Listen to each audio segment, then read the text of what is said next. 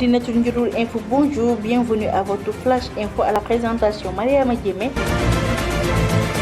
Les musulmans du Sénégal encore divisés par le croissant lunaire.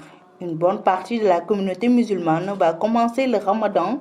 Mardi a annoncé hier la Commission nationale. À l'opposé, la coordination des musulmans du Sénégal a annoncé que le croissant lunaire est aperçu à Arabie Saoudite, les Émirats États-Unis, la Chine, le Soudan, la Côte d'Ivoire et le Sénégal.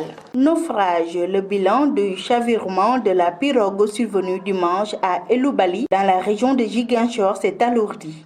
Le nombre de décès est passé de 3 à 5 d'après toujours le bilan provisoire. Les recherches continuent ce lundi pour tenter de retrouver les 3 individus portés disparus. Parmi les rescapés, 4 enfants de moins de 5 ans. Parlons autre chose d'une innovation de taille dans le secteur de la menuiserie métallique. Des lits en aluminium, des coiffeuses et des armoires pour embellir le décor des chambres. Un jeune génie du Sénégal montre ses œuvres au grand public avec des prix abordables. Awasov a fait cette découverte. Il y a une grande différence entre le lit en bois et le lit en aluminium. Le lit en bois se détériore très vite par les puces. Elle gâte très vite la matière. Le lit en aluminium n'a pas besoin de vernis et juste le nettoyer. En plus, le travail est plus rapide. On n'a pas besoin de raboter des travaux préliminaires en n'en plus finir. L'aluminium, le travail n'est pas pénible. 15 jours suffit pour livrer. L'actualité hors de nos frontières s'ouvre au Niger. 55 personnes sont mortes après l'explosion d'un camion-citerne dans le quartier de l'aéroport de Niamey. Une trentaine de blessés sont évacués à l'hôpital.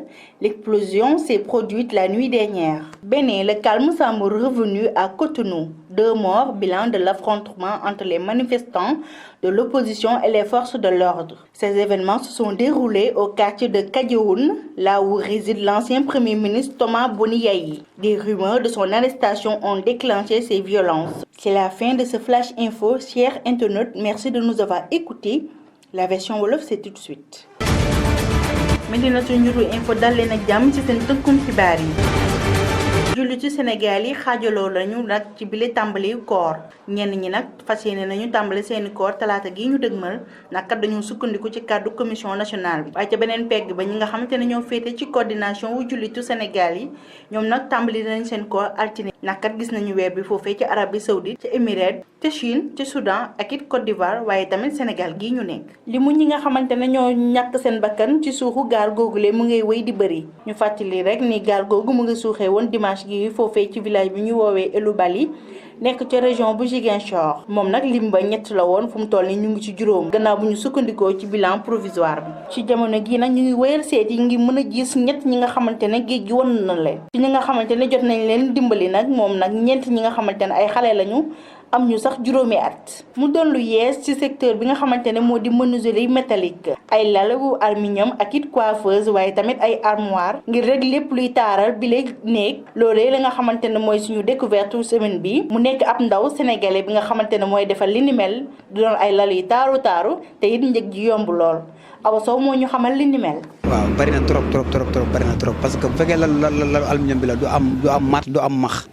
te tamit doo fi nekk di siiraas ak kii quoi moom da ngay fomp rek boo amee soxna su set moom boo nettoyé day set wicc chaque jour rek day mel ni lu bees te en même temps tamit boo demee ni tey ba bët yi xàmmee ko bu baax bu la neexee soo ma woowee nii benn bis laa ñëw changé waatal la oustaz bi ku gëjoon ci néeg bi comme ku fi gëj tey bu ñëwaatee suba naan xanaa kii daa changé waat lalam da kaa defal lal bu bees tàq loolu la. xibaaru bitim réew yi ñu ngi ko dooree foofee ci Niger juróom fukki nit ak juróom ñoo ñàkk seen bakkan gannaaw explosion bu camion citerne bu amoon foofee ca quartier bu aéroport bi foofee ca Niamey la xewee lu tolloog fanweeri nit jëlee ci ay gaañu waaye nag yóbbu na leen ci bile hôpital explosion boobu nag mu ngi amee foofee ci guddi gi ñu weesu muy dimanche ñu fas yéene ko ndar keppee foofee ca Benin moom nag jàmm moo fa dellu si waat gannaaw yëngu-yëngu yu amoon foofee ca Cotonou ba ñaari nit ñàkk fa seen bakkan yëngu-yëngu yooyu nag mu ngi amoon ci diggante ñi nga xamante ne moo di lu xujje gi ak it ñi nga xamante ne mooy force de l'ordre yi yëngu-yëngu yooyu nag mu ngi am ca quartier boobu ñuy duppee Kadioun na foofu nag kii nga xamante ne moo nekkoon jëwriñ bu njëkk bi di Thomas Boniyayi foofee la dëkkee moom nag gannaaw buñ ko arrêté yóbbu ko police ci la déclenché loolu nga xamante ne moo di violence yi fa jotoon a am ci noonu nañuy ndar keppee xibaaru yi di leen jaajëfal ci seen teewlu